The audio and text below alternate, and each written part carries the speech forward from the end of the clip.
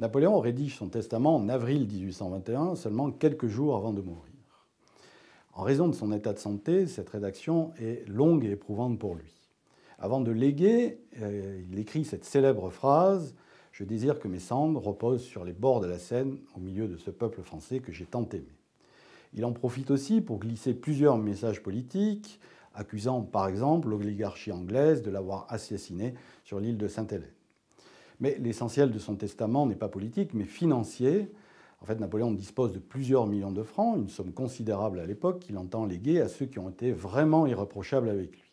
Parmi ceux-ci, il y a d'abord ses compagnons d'exil, ceux qui l'ont accompagné jusqu'au bout à Sainte-Hélène, notamment le général de Montholon, qui reçoit la somme extraordinaire de 2 millions de francs.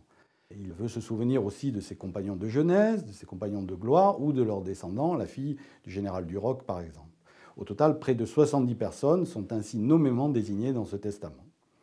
Il veut se souvenir aussi des villes qui ont souffert de l'invasion en 1814 et plus généralement de ces soldats de la Grande Armée à qui il réserve également plusieurs millions.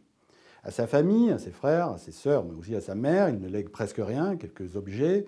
L'essentiel de ces objets de prestige, de gloire, il les réserve à son fils, l'Aiglon, mais celui-ci étant retenu à Vienne, il ne recevra jamais rien. D'ailleurs, toute l'exécution du testament de Napoléon sera assez difficile. Cela prendra plusieurs dizaines d'années. Il faudra même attendre l'avènement de Napoléon III pour mettre un point final à ce testament, notamment avec la création de la médaille de Sainte-Hélène.